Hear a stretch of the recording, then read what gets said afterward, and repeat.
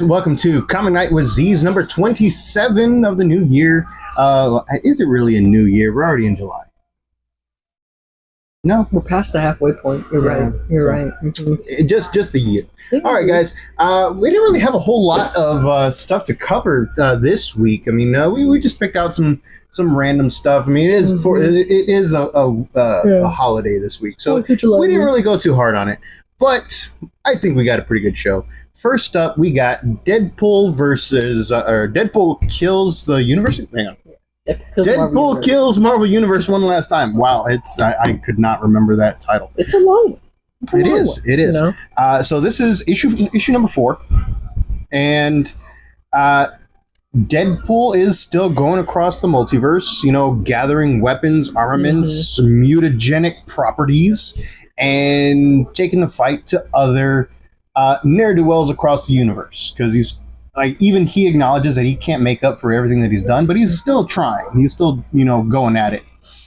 This one right here, as you can probably tell, or as they've shown in the solicitations, he did get the Super Skrull's powers. Now, how he got them, I'm going to leave that up to you, but suffice it to say, the character that helped him integrate these powers into his system no longer a big bad, and their pride just completely destroys them when they hear that. The original, main issue cover, the main cover of this issue, kind of pointless.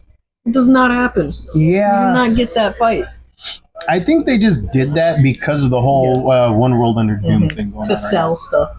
It was totally a misdirect, but yeah, it kind of sucked, but it's still a pretty good one. It's funny. The symbiote learns how to, crack a joke, and you get even more action in this one that I think any of the other 3 have shown, because he takes out an entire team on his own, and it's just the action is just fantastic. Yes. I give this one a 3 out of 4. Or 3 out of 5. I'm sorry, 3 out of 5. 3 out of 5. It's been a long day. Okay, if you know anything that's going on in Central Texas, we've been dealing with floods and stuff. I'm just sleepy because it's just been so dark and rainy all day. I haven't seen the sun. I'm okay with not seeing the sun. I don't. I'm a night person, being forced to be awake. You don't even stay awake that late. I know, it sucks. How can you be a night person if you don't embrace the night? Because if I don't have to, then I stay awake until at least 4 a.m. You are not the night. I am you not. Are not. I never claimed to be. I mean, have you seen this? Hey! In The Dark Knight Returns, he got some heft on him. No, but that's I guess. He was wider. Anyway, what do you... So, give us your thoughts on this, Thunder. On the wide Batman? What? No! I'm Deadpool! I'm a wide Batman. I think Frank Miller just couldn't draw him slim, okay? He totally could have. He's drawn slim characters before. They're all women. He's never drawn a fat woman. Yeah, he has. Woo! Selena Kyle. In the first, I think it's the first Dark Knight Returns. It might be the second one. You may be right. But anyways. Man, we're getting way off topic here. We're tired. We are. It's sleepy. But anyways, yes, this one, it's not there's not much to say about it really, because it's like 90% action. 90% action, and seeing all this cool amalgamation of powers that he's accumulated now. And there's not much to say really. It's good, it's great, it's got everything you would want from a Deadpool comic, and he's putting boots to asses, man. Oh wow. He's wrecking shop. He's working blue now. Oh my gosh. Tired. But yeah, bottom line, Deadpool kills the Marvel Universe one last time. Issue number 4, 3 out of 5 across the board. Definitely worth picking up. I am excited to see the conclusions, because there's only one more issue left. I'm excited to see where it ends up. So be on the lookout for that as well. Next up, we got Absolute Green Lantern issue number 4, which I'm going to tell you guys straight out, I gave a 4 out of 5. And it is a fantastically written comic, and it does shed a lot of light it does shed a lot of light in on what happened in Greenville, right? Greenville. For sure it's Ville, right? Okay, but in the town that they all came up from, right? And where everybody thought that it alluded to the fact that it may have been Hal's fault. Totally not the case. But I'm not going to tell you whose fault it was. We get more information, more breadcrumbs from Abin Sur in his conversation with Sojourner Muriel. I think her last name. I can't pronounce it. I don't know. But anyway, the main character of Absolute Green Lantern, the new Green Lantern, finds out that maybe the people that were disintegrated weren't disintegrated. We're not going to say how. We're not going to say where. They could be somewhere else. Yes, they exactly. Could be here, there. They could be everywhere. They could be scattered across everywhere. Yes. But yeah, the implications behind pretty much every revelation in this comic, because there's almost a revelation. There's an answer to a question at almost every page turn. Right? Am I about accurate? Yes. And then that leads you to think of new questions like, okay, so it kind of went, in the same way that Abin Sur's fate did in the original one, but at the same time, he's not really dead. He's not. So what happens there? Does he die later? What happens to the ship? Where does that go? What happened? How did Hal end up how he is? And then things like that. But it is a fantastically written comic. The artwork is still amazing. The revelations that you have in there are pretty cool. And then how one of the characters gets their powers is kind of cool too. You have a little panel, I guess, montage, I guess would be the closest thing that I could say to it in panel form of different collage. That's what it is. Oh, a collage. There we go. Yeah, a panel collage of different different characters, different places, times, events. Yes, exactly. And you if you know the DC, if you know the Green Lantern comics at all, you're gonna see some of these panels. You're gonna be like, "Oh snap, they got him!" And if you don't, that's cool too, because it doesn't. You don't really need to know the DC universe in order to read the Absolute universe. It helps identifying the Easter eggs and going, that's cool. Or it does help with the backstory. So you're like, oh man, I like how they changed this. It just enhances how much you enjoy them, but you don't have to read them. And you don't have to know about them. And that's why I like these Absolute Universe titles so much. It'd be like your own jumping off point, and this is the universe that you claim as number one. Exactly. That's why I liked the original. That's why I like the Ultimate universes in general. Like the original Ultimate Universe was amazing.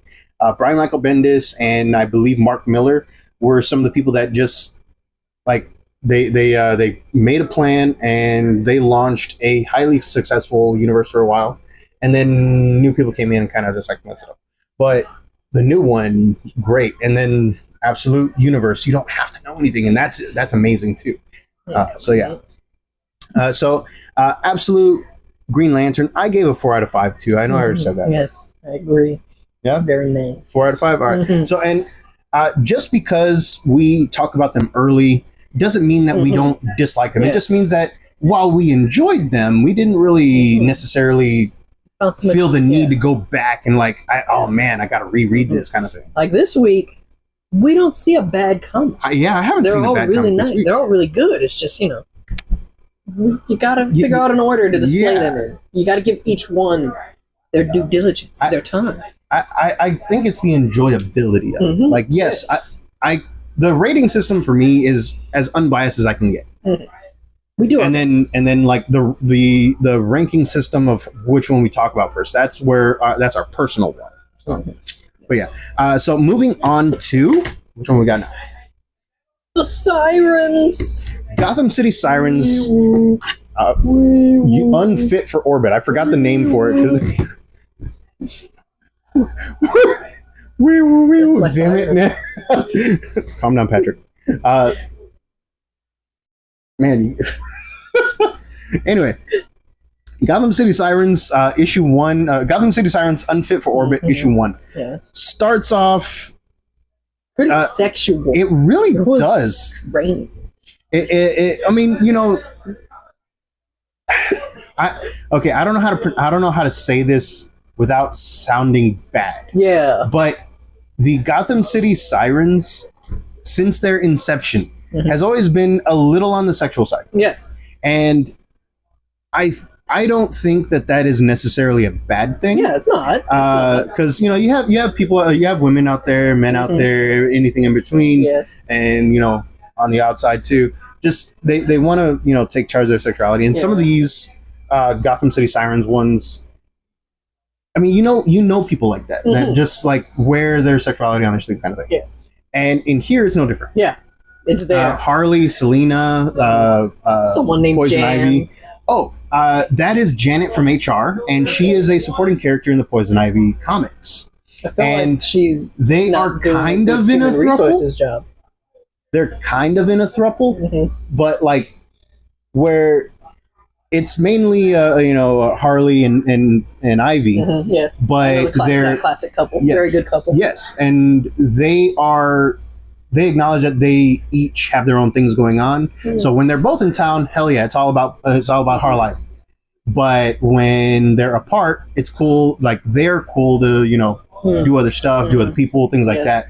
And the funny thing is, Jen from HR and Harley got together at one point, and then Janet and Ivy have been getting together for a while. And at some point, all three of them found themselves in a room, and Janet just starts breaking down how she's a homewrecker. She starts freaking out, starts crying that she made out with Harley. Now she's with Ivy, and it's like she feels horrible, and she's apologizing to both of them. And Ivy and Harley just kind of look at each other and are like, yeah, we know. We've been talking about you for a while, kind of thing. And so it's like this weird little throuple that they got. I couldn't. I just couldn't. Like that. I mean, it's a lifestyle not for everybody. Yeah, I couldn't. Yeah, it's a lifestyle not for everybody. Yeah. You go about it. Hey, as long as no one's getting hurt. Okay. Yeah. But her character has been like that for a while, since she pretty much came on board. I still wonder what HR she's a part of. I don't. I feel remember. Like if she's part of any one of their HR, that's got to be a conflict of interest. I don't know. Because in the original Poison Ivy, the recent Poison Ivy series wasn't supposed to last more than, I think, 6 issues, and then it got extended. Yeah. And then a lot of people started saying, well, damn, this is like really good. And I believe it's the same writer that's doing Monstrous right now. But yeah, like everybody's like super behind this comic. And so this one right here builds on that comic and the Harley Quinn comics and the Catwoman comics. Right. And each one of them has been like critically acclaimed by the audience. So like this one right here, bringing them all together for another, Sirens romp. It's really cool. The artwork is amazing. I love it. The writing is hilarious. Now the open sexuality stuff and Harley's panache for evidently voyeur watching aside, let's get to that other stuff. So Selena pops in Harley's apartment, and as any crossover happens, there's a little bit of fighting going on, and then oh, hey girl, how you doing, let's go get some burgers, kind of thing. Turns out Harley offered food, but she didn't have any groceries. She offered her freezer. There's nothing in the freezer. That's the point.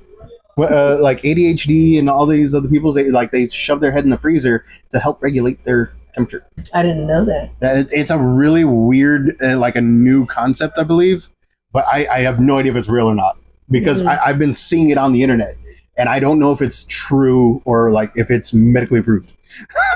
That's interesting. Yes. Just like what is like the ADHDness supposed to be like your brain, your computer is overproducing, so it's overheating, and you gotta cool it down. No idea. It's gotta be the fan, the interface. No idea, but that would be weird if it was. But anyway, I mean, your brain is, your body is supposed to be kind of like a computer. You got like. But we are really getting off topic on this one. Tired. Wow. We need to be careful. We really do.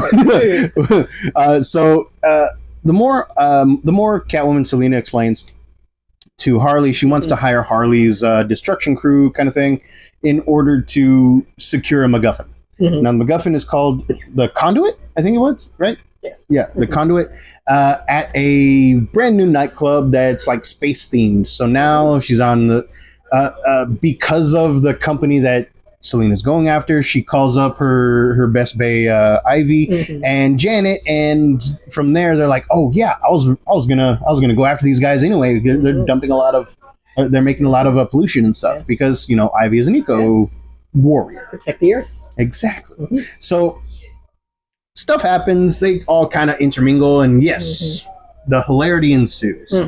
They do go and try to find this MacGuffin. Turns out everything they know is wrong. And, there's a twist ending with a new character, and the MacGuffin is not exactly what you think. But throughout the entire thing, the art is fantastic. The writing, like I said, is hilarious. And the characterizations, the chemistry between the characters is amazing. So I highly recommend this one. Honestly, I give this one a 4 out of 5 as well. I agree. I found nothing lacking or honestly, man, I'm getting kind of close to I'm like borderline 5 out of 5 myself. Like it's like that. Well, you know what? 4.5, 4.5 out of 5. I'm okay with that one. I think it could have been longer though. I think that's the only thing. Like it felt a lot of it felt a little like, oh man, and then it just ended a little too soon for me. Because I was enjoying it. I was reading it. I was like, yeah, all right, this is cool. And then bam, the ending, the twist ending. Still, I was like, oh dang, it's that dude. I don't know. I feel like it was a good amount of pages. Also, I might be like, again, like it's been a long week. Came from work today and I read it, but I feel like it was just long enough. Especially because it's the first issue. It gets you going. You're like, yes, we're getting there. Oh, hits you with the twist. Hits you with the extras add-on, and then it's like, to be continued. Which we all really just like that, especially from the Saturday morning cartoon days, when you get hit with it to be continued and you're like, I gotta wait another week? I still remember waiting a week for the Green Lantern to finish kicking the Rangers' butts. You mean the Green Ranger? Yeah. You said Green Lantern. Oh, I did? Did I? Wow, I am tired. Yeah. We all hated those moments because you gotta wait, but they're so good. Yeah, honestly, I kind of find myself missing that sometimes in these new shows. Because they don't have good cliffhangers that much in these new shows. They just they end it right there and they're just like, okay, tune in next week. Why? And you're like, what's keeping me? I agree, Friends is a great show. It's not one of my all-time favorites, but bruh, the cliffhangers of did Joey propose to Rachel? Will she say yes? Tune in next week. It's just so great. Yeah, they don't have that anymore. They don't have these cliffhangers anymore. But they got them in comics. Yes. Tremendous. All right. So bottom up for me, 4.5 out of 5 for Gotham City Sirens. Unfit for Orbit. 4 number 1. 4 out of 5 from you. Yes. Yeah, it's pretty close. All right. So definitely worth picking up. The regular covers by Terry and Rachel Dodson. I mean, look at that. Dodson. We got Dodson here. Yeah. Terry and Rachel Dodson. They're some of my favorite artists. They always work like this. Like this is a typical Terry and Rachel Dodson cover. Look at that. It's just beautiful. I especially love it when they do the Spider-Man ones because they usually always work with Black Cat. But yeah. Anyway, moving on to what do we got here? Ooh, Godzilla. Justice League versus Godzilla versus Kong Part 2. Godzilla's still issue in it yet, 2. though. He was in the first one. Was he? Yeah, he was. He's the one that fought Killer Shark. I thought he fought Kong. Oh wait, yeah, Kong. No. Yeah, okay, yeah. He fought Godzilla in that one. Yeah. Godzilla was in the first one. Okay. All right. Now they're focusing on Kong, which I think is kind of a mistake. But because I am biased to Godzilla, damn it. Okay. But you're American, and I don't care. America's weekend. That is this is America's Godzilla. Godzilla is the world's monster. No. Yes. No. Anyway. Because if he dies, we die. That's true. Yeah. There's other Titans. But there's only one Godzilla. That is true. So anyway, Justice League versus Godzilla versus Kong Part 2, the sequel, issue number 2. We gotta, because Anyway, artwork fantastic. The human or the character aspect of here is getting kind of annoying. The Godzilla story. Yeah, but the first one wasn't that annoying. Yeah, but so far we're still focusing on the bad guys. We're not on the cool people. I guess. So this one right here picks up almost immediately where the first issue of this series leaves off, which is 4 years since G Day, which I guess is the original, what they're calling the original Godzilla event in the original series. The Justice League is on Skull Island, Yes, Skull Island, Skull Island. and they're following just traces of these kaiju-sized Suicide Squad members, and they're just trying to figure out what's going on. And honestly, it makes absolutely no sense to me. The human side of this makes no sense to me whatsoever, because now we got a kaiju-sized Killer Croc. Who may or may not, continue throughout the rest of the series. We don't know what the heck is going on in here.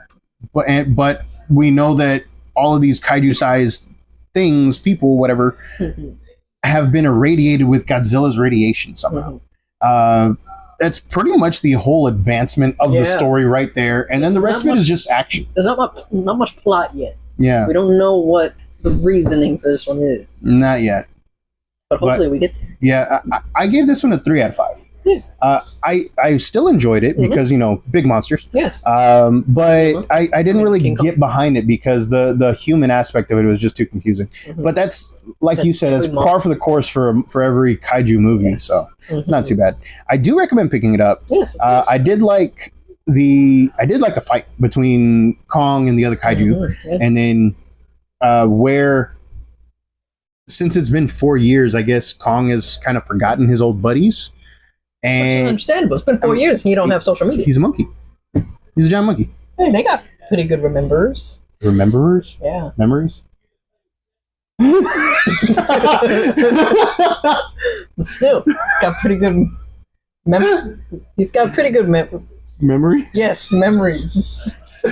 Dude, you are tired. It was a long day at work, and people were mean, dude. People were mean because they were all wet. Yeah, but unnecessarily, because they're all like, I have no socks, I'm in sandals, and I'm like, ma'am, why are you, I understand that, and I sympathize, but why are you so mean when it's been raining since the crack of dawn? Why would you go outside like that? When you've even said you have socks and you have shoes at the hotel. Yeah. And they're just picking on the newer people that are on there too, that are straight out of high school, and I'm like, no, leave the kids alone. But yes. Don't you just feel like that sometimes? Just like, stop it. But yeah, definitely worth picking up. Justice League vs. Godzilla vs. Kong Part 2, number 2. Yes. I do highly recommend it. It may not be V for Vendetta or Watchmen or anything, but it's still a great, fun read. You know what I mean? Even if you just point at the pictures and go, that's cool. I mean, definitely worth picking up. Definitely worth picking up. Moving on to the runner-up to comic of the week. Runner-up to comic of the week, Captain America number 1. This it doesn't take place in the current 616. It takes place in a rebooted origin. Or origin adjacent 616. At least as far as we can tell. It's the spaghetti. The spaghetti? Yeah, bro, the spaghetti from The Flash. Where you've got some noodles that are completely away from each other and don't interact, but then you got those other noodles that kind of interject in a little, run parallel, but kind of interject every now and then to come off. I think it's just a retcon, dude. I don't. Because you got nobody went back in time for this. You got the ice, right? You got him frozen in the ice. There's the interaction. There's the intersection there. But then it's going off on its own little thing, going parallel. Then you got the fact that he's a legend. He's got Bucky, so you got to interject there again. And it's just I guess. I mean, we'll get there eventually, but I don't know. I think this one's just updating it for modern audiences. It's definitely updating, but there's the similarities. There's still the parallel noodles. Cap is the one that can totally be updated every 10 years without there being an issue. Yeah, just say he was frozen longer. Exactly. And that's what happened. That's what's happening here. Excuse me. So in this one, he's been, unfrozen for a week after the Avengers found him in the ice. And he's just trying to get the lay of the land, trying to figure out where he fits into this new society. Turns out he doesn't really feel like he does. So he ends up going back to the one place the one constant place that he feels where he can do something, where he has a base. You know what I mean? Back to the army. Mhm. And throughout the issue, you have little like asides going back to a new character, David Colton, Yes. right? Colton, Mhm. where he's basically like a new version of Cap, Similarities. Steve Rogers, Mhm. back before he was back before he Captain became America. Captain America, and in true fashion to trying to be Captain America, yeah, he does not back down. He can do Mhm. this all day, even though he's getting his butt handed to him by Mhm. pretty much life in general. Even his And drill sergeant. exactly. But I think that it was a tactic to see what would happen because Mhm. even in the comics, Yes. whenever somebody undergoes a super soldier Mhm. super soldier program, it enhances the type of the Everything. personality Yes. they are. Uh-huh. So I think it was also a personality test, Yes. so to see if he would break or anything. So that's what I'm thinking, Mhm. but I have no basis for it aside from how. I feel you. Yeah, It's the classic. It's what Stanley Tucci said in the first exactly. Good man. Mhm. Yeah, Good becomes great, bad becomes worse. exactly. Still don't understand how that resulted in him in Hugo Weaving getting a red skull. But Oh, still, he wasn't finished figuring out what radiation he needed to use. and the radiation gave him a red skull. Why just a red skull and not red everywhere else? Maybe it did. You're right. We never I mean, saw yeah, him we never saw it like. without the gloves and the huge trench coat and all Yeah, that. exactly. He was always covered. True, it's Mhm. true. Yes. Yeah, he could have been red all over. We don't know. But yes, this one right here, fantastically updated. Yes. Mhm. It makes you feel a little bit for Captain America as a person because, yeah, man, he's straight up a fish out of water. When he Mhm. first came out, he doesn't have Bucky. He's got the Avengers, but they don't know him. Yeah. To him, a week before, he was saving 2 weeks. 2 weeks before Mhm. he was saving the world by Hitler. having a rocket land straight into the Pacific, and he doesn't know anybody. Mhm. So yeah, it's Damn. yeah, modern day. So not only it's really good character writing, Mhm. but then you have him meeting other notable people in the Marvel history. Thaddeus Ross, General Ross, Thunderbolt Ross, whatever you want to call him. Yeah. And also, my favorite interaction in here was with Mr. Fantastic. It was good. Yes. It was nice. The first time that Mr. Fantastic actually seemed like a person to me. He meets Captain America, and at this point in time, he doesn't really know him. He knows Captain Okay, America, yeah. the living legend, Everyone the knows that. star-spangled man with a plan. But he never really met Steve. And so he's just kind of like in reverence, in awe of him. And he explains to him that, back when he was a kid, his dad like worshiped Captain America, watched all the newsreels, all that stuff. And he grew up with a Captain America action figure, not a doll, Mhm. action figure. Yes. There's a And difference. yes, there is a difference. One of them's got kung fu grip. and the other just like sits there. But yes, so that little action right there, little interaction right there, I really enjoyed. Yes. And then the whole him taking on a new mission thing. I'm not going to tell you exactly who it is, but It's kind of played out with this guy. I think so. Yeah. But I think I honestly think this comic can do better It definitely with it because I'm giving. I straight up think this is a 4 out of 5 comic. Mhm. I give it a 4 out of 5. I agree. But the next few issues, how they handle that character, even though the character is like massively getting played out currently, Yes. I think it has the opportunity to humanize him. Kind of. Especially Yes. with the way in the conversation that they were having with Reed and Steve. I can see ahead of them. Yeah. Mhm. Well, a lot of their interactions, whenever they're not fighting, Mhm. there is a mutual respect between the two characters Yes. in those stories, Mhm. and most of them are not just about fighting. Yeah. It's about them, representing their countries and being there to help safeguard all the people in Mhm. there and things like that. And it brings each of them a little bit closer to like, man, this is okay. That guy's definitely not a villain. It's like borderline villain, but this dude right here they're kind of mirrors to each other. You know what I mean? So yeah, I think that this series could do better to ground that character. You know what I mean? and make it so that way we're not like oversaturated with them. Like this one could be the one that introduces the human side of it. So I really enjoyed Captain America #1, the new relaunch. It is a fantastic reboot, relaunch, reimagining, whatever. No, I'm not in the right mind to make these great puns. It capitalizes on everything great about Captain America. That's what I was going for. I was going for that, but then it came up to like catapult, and it just didn't. I'm sorry, people. You used up all your pun game on your job. I made some pretty great puns. Yeah. Did they just look at you like, dude? Or did they like it? They dig it. They dig it? They see where I'm coming from. They smell what you're stepping in? Uh-huh. All right, guys. Now our comic of the week, Wolverines and Deadpool's #1. Now, I'm going to be real with you. I'm giving this one a 4 out of 5.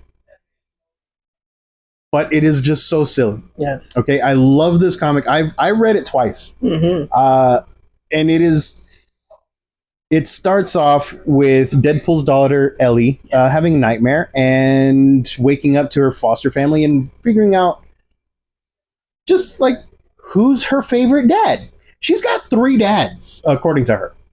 One is Wade, one is Taskmaster, and one is some sort of LMD that adopted her. Yeah.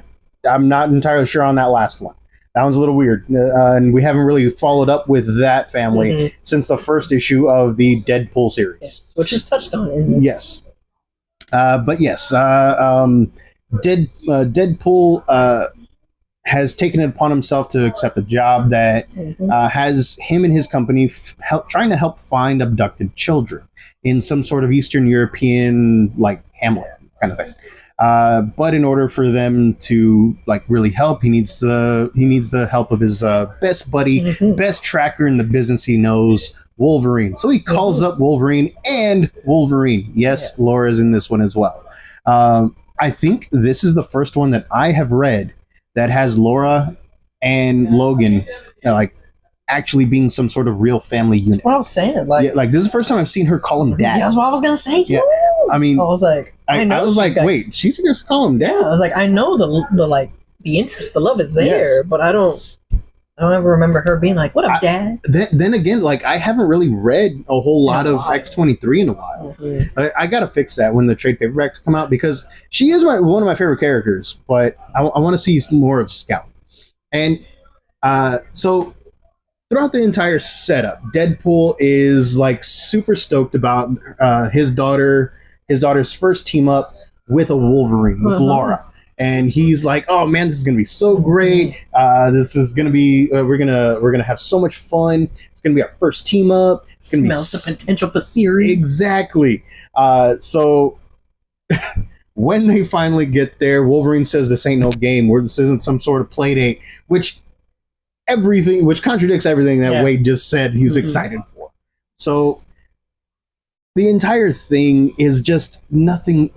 It's all set up. It's not really that much filled with action. There is some action here, only like two pages worth about, but it's good action. But most of it is just great, hilarious dialogue, especially if you're a parent, because Deadpool and Wolverine actually get real for a second about being parents, and then Deadpool just turns it into like this big joke. But at the same time, it's like if I was in his situation, I'd make that joke. I'd make that same joke. Yeah. He does play up a lot of the whole fourth wall breaking thing. Yes. A lot more than I've seen him do in recent series. Because he's lax. He's becoming a dad. Those are part of his dad jokes. I think so too. I think like the more the writers kind of gear him towards like dadhood, the more he breaks the fourth wall just to like be that guy. Yeah, exactly. And throughout the entire thing, you have these little like creepy moments, these hilarious moments with the interaction with Laura and Ellie, which they kind of impress each other and then they go back to annoying each other. They impress each other and then back to annoying each other. It's pretty much the same thing that with Deadpool and Wolverine. Yes. There is a mystery to be solved at the end, or to be explored throughout the series that is revealed at the end. And I'm not going to tell you exactly, the character that pops out, but suffice it to say, it's like nobody's going to be having a good time because of this dude. All right. Yes. So Dark days indeed. Dark days indeed. I am super excited about the rest of the series. The artwork is amazing. The writing is top notch. I just friggin' love it. You know what I mean? The way that they wrote Tony Masters, Taskmaster, all that stuff. Everybody in there is written so well. Yes. Definitely worth picking up. Wolverines and Deadpools. Yeah. Number 1 on sale now. It's Deadpool and Wolverine. That's squared, right? It would be squared. Would it be squared? I don't think it's squared. I think it's times 2. Times 2? Yeah. Well, isn't squared and times 2 the same thing for 2? I suppose it is. Yeah, you're right. Yeah, okay. All right, we'll go with that. Wolverine, Deadpool squared. Yeah, it's squared. So it's like, how could you not like it? If you like Deadpool and Wolverine's dynamic, you're going to like Deadpool and Wolverine's dynamic. I would say Wolverine and Deadpool's because Wolverine is older. But Deadpool's got top billing. No, he doesn't. Dang, okay. They're older, that's why. They came first. True. Ellie just came around like 10 years ago. Yeah, Ellie's like brand new. Yeah, she's like brand new, man. She's really young. By comic standards, she's really young. But dude, the way that they write her in the Deadpool series and the crossovers and stuff, she's great. I want to see more of this. Yes. I want to see more of her. I agree. I want to see her interaction with the champions. Miss Marvel. Dude, that would be cool. Yeah, I want to see Ellie take on the champion. Like, I don't know about fighting the champions, but I want to see her interact with them. She could definitely fight him for like one issue. The first issue they meet her, it's kind of like, oh, giving some, like they think she's gonna be more like a bad Deadpool, so they like try to deal with her. But then she's like retroactively trying to deal with them, and then at the very end of the first issues, they're just like, oh wait, we're the douches here. You were just being chill, and she's like, yeah. And okay, yeah, I can see that. I can see that. Because in here she already pulls off like a bunch of Spider-Man and Daredevil's moves because one of her trainers is Taskmaster, so she's obviously ahead of the curve on a lot of people. Peter should have been one of her dads, I think. Peter? Yeah. Are we talking about Spider-Man or really? Yeah. Imagine Deadpool having instead of with Taskmaster. I get it. It's a good combo there. But imagine if Deadpool had a kid with Spider-Man. He does. Who's the kid? Itsy Bitsy. I don't know who that is. Yeah. So the funny thing about Itsy Bitsy, she is actually one of the antagonists for the first story arc of the recent series of Amazing Spider-Man. Where she was created was a weird magical and like weird scientific crossover kind of thing in the Deadpool Spider-Man series or Spider-Man Deadpool series. Yeah, it's really weird. It came out fully grown and she hates both of her dads. Yeah. You know what's next? The 3 dads, Deadpool, Spider-Man, and Wolverine, have a kid together. That would be weird. What would it look like? I don't know. Would it be a boy or a girl? Or non-binary? I feel like maybe this time. I feel like maybe they could give him a boy this time, just to be like, like. So Spider-Boy is there. Then they have both. Then they have all like 3 of the kids just like come together to fight the dude. You know what? Spider-Boy is there. He's like Spider-Man's nephew, sort of thing. Yes, and I like that. Yeah. That's funny, especially the crossover that he had with that with Kidpool. Yeah, that was great. That was pretty good. Yes. So yeah, that was pretty good. All right, guys, I think that about does it for our reviews for tonight. We took a couple days to do this because we were all wiped from the holiday shopping and all that stuff. But we'll be on hopefully normal schedule next week. Still got our movies one tomorrow and all that. Oh yeah. Well, I don't think there's been a whole lot of news. I mean, I haven't we can do the reviews. Oh yeah, that's true. We did the Jurassic World. We can review Jurassic World. I watched the new John Cena and Big Driss movie. That was a good one. It's better than I thought it would be. Yeah, like honestly, it's worth it. Especially considering like streaming movies. Like like there's kind of like.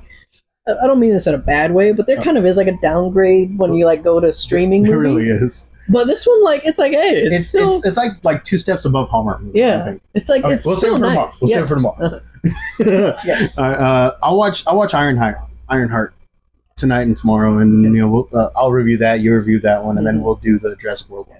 But yeah, all right, guys. Thank you for watching tonight. If you like the Ransom's Ravens to Mad Men, even though we like went off on so many tangents, go ahead and give us a like, follow, share us with friends. We'll be well rested tomorrow. Yes, we will. Later, guys. Later.